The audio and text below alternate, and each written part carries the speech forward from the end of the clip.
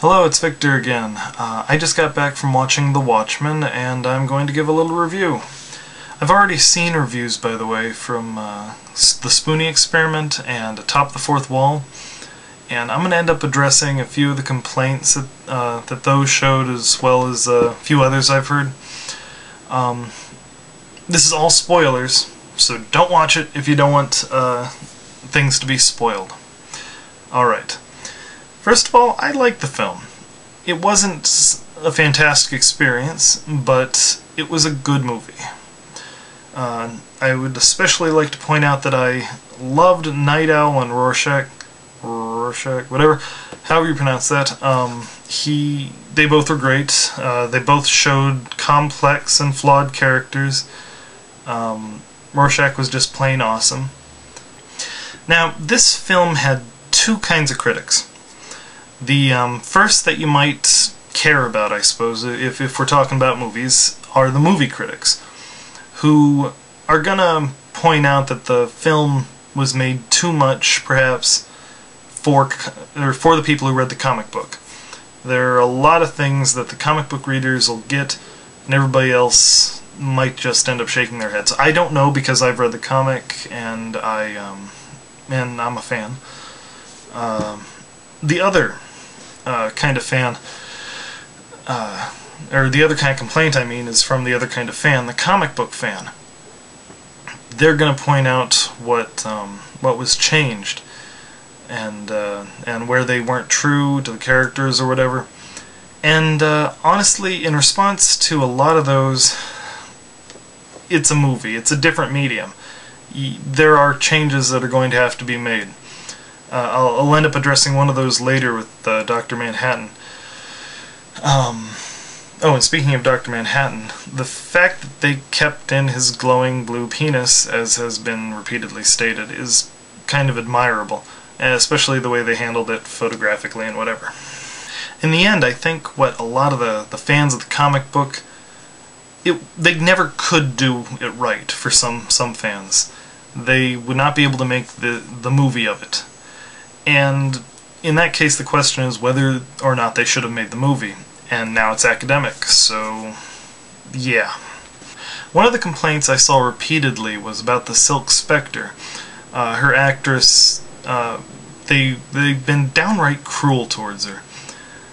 I think she did an okay job. I mean, there were complaints, there were times when I noticed that I'm not really buying it with the character. But overall, considering how complicated a character Silk Spectre was, and considering Hollywood's track record, I mean, maybe I'm jaded, but I saw Halle Berry in Catwoman dressed up in an outfit that was so desperate that a runaway teenage prostitute would go up to her, give her $20, and tell her not to spend it on drugs. So maybe I have my sights set too low, but I thought she did an okay job, all things considered. I was expecting worse. Now we get to that whole thing with Ozymandias, whatever, Ozzy, and Dr. Manhattan. In the original book, Ozzy's plans revolved around a giant space squid creature that was supposed to be the enemy of all mankind that'll unite them all.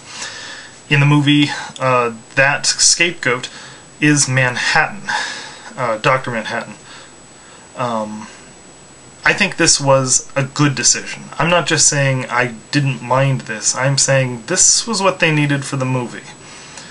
Because, really, they needed something to make the whole thing seem a bit more connected, give more of a reason for inflicting all this emotional distress on Dr. Manhattan. It was a subtle part of a plan by Ozymandias in the original book, and it was too subtle, I think, for most viewers who hadn't already read the book to get. So making him part of that was a good idea in my mind. Alright, now onto the fight scenes. When I first heard that they were making a Watchmen movie, I pulled out the graphic novel and checked for something. They were proposing to make a superhero movie, essentially, with what I ended up discovering was very few actual fight scenes. There were a couple between, costumed characters, but that was only really in the end, and it was very one-sided.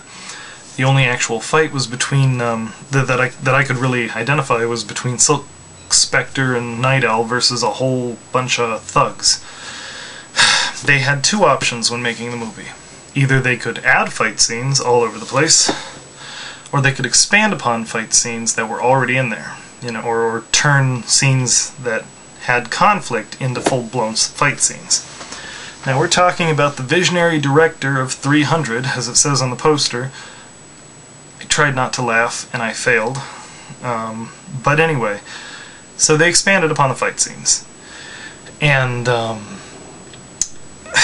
mixed results there. I think overall they overdid it on the gore with that. They just made it ridiculous. With some of those just busting arms and stabbing people and just tearing them apart. It was overkill.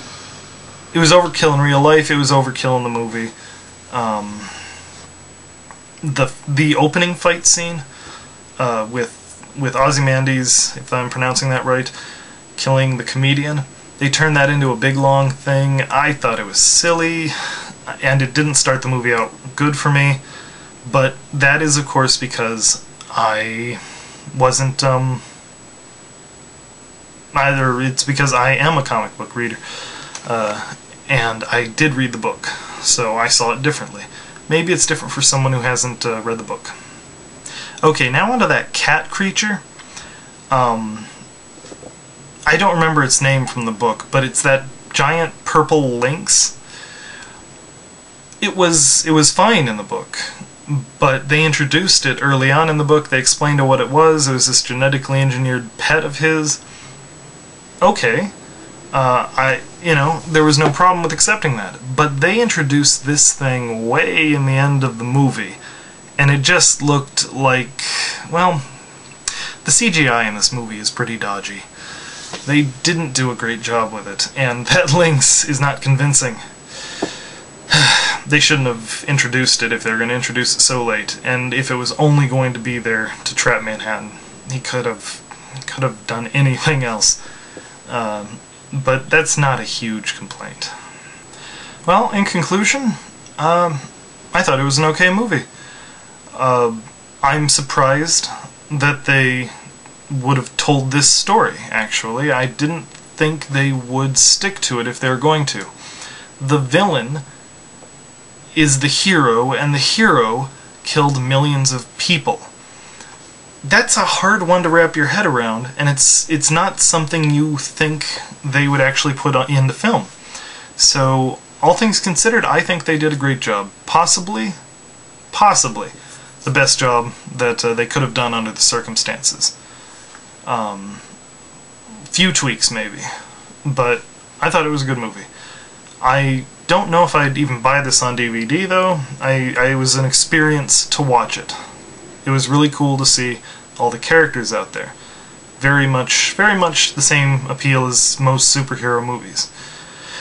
But yeah, in the end, I enjoyed it. And I hope if you go to see it, you enjoy it too. And if you don't decide to go see it, I still hope you have a good day. Talk to you later. Bye. Oh, okay, I forgot one more thing. The Black Freighter. Look, they went so far as to give you guys a DVD of the Black Freighter story. I know it's basically just to milk more money, but the fact is, they thought enough about you to actually include that. It was not going to end up in the film, and we all knew that, because no film goer would have been able to deal with it. So, yeah. Have a good night.